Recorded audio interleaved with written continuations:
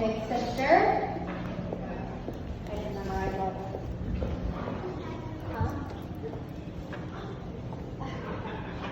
Tissue. We need the, yeah. I probably should grab some too. All right. All right. So, when Paul first asked me to be his first groomswoman, I was, of course, ecstatic. This is an honor.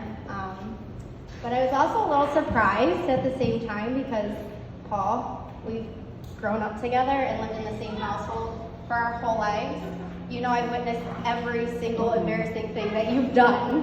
This is my opportunity. But you gave me such a great opportunity. It's all right. It's all right. I'm not going to embarrass you that bad. I'm not going to tell him. I won't tell him.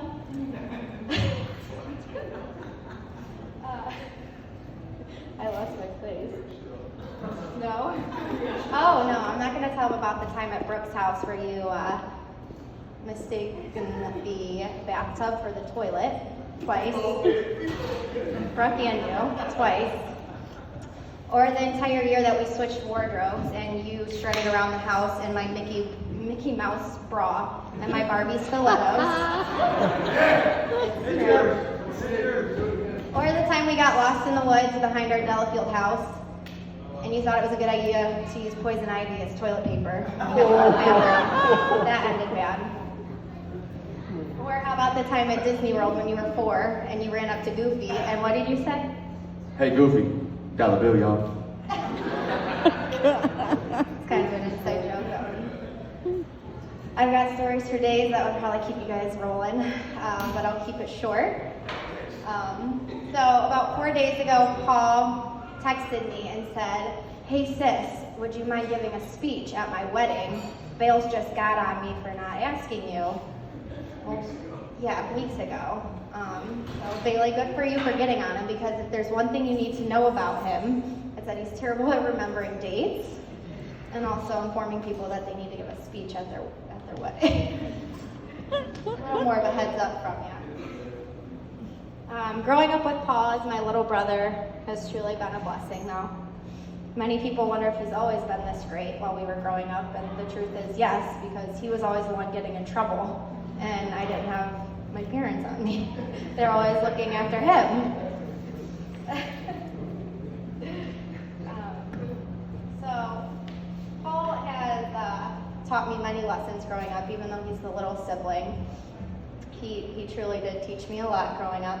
One of those was always wear layers.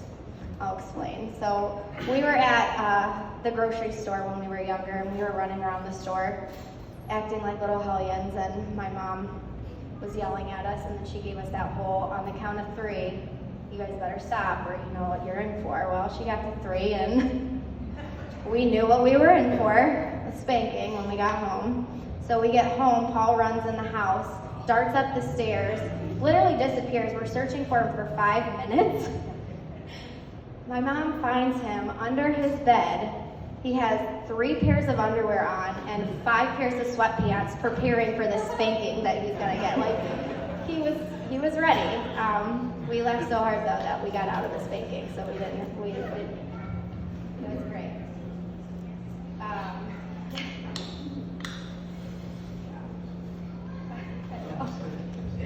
Second lesson was the most important. Always, you taught me how to defend myself. So, growing up with 2 brothers in the house, I had to learn quickly how to defend myself. I had the chicken wing hold, noogies on the head, and then Paul's specialty was the wet willy. That was great. On top of that, Paul also thought that he was a Power Ranger, battling evil and battling all the villains, and guess who he made the villain? It was me. But I can now say at 29 years old that I can safely get out of a chicken wing hold. I know how to duck out of a noogie, and I know I can hear wet willy from a mile away coming my way. So you've taught me well. But in all seriousness though, Paul, you really have made me and the rest of our family so unbelievably proud To watch you grow up and become the caring, kind, and loving man that you are today has been a blessing to me. Your journey to this point in life has not been an easy one. You have battled and defeated a very large demon in your life.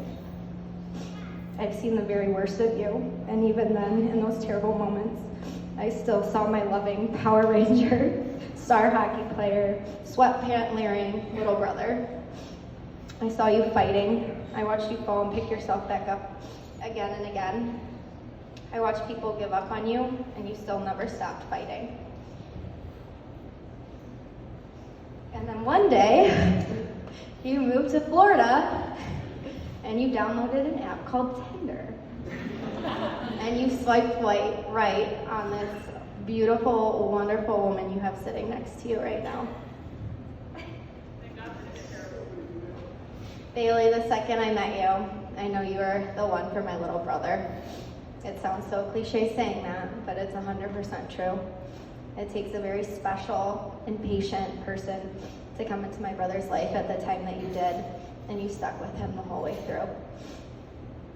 Bailey, you are a godsend to my brother and to my family. I've never seen him love something or someone so intensely and so passionately as he loves you. Paul always told me that he feels that God kept him on this earth for a reason. And I believe that it was so that he could find you and love you and build a beautiful life with you. And it's because of you that we are all sitting here today and celebrating the marriage of two incredibly beautiful souls. You are my brother's guardian angel. So, with that being said, on behalf of myself and the rest of my family, thank you, and Bailey's family, thank you so much for taking my brother in and making him part of your own. I really, truly cannot thank you guys enough. So everyone, with that all being said, can we please raise our glasses and let's toast to this amazing couple sitting before us, to the lovely bride and groom. May you always have a place to call home, and may you always be surrounded by those who love you. To Mr. and Mrs. Paul Miller.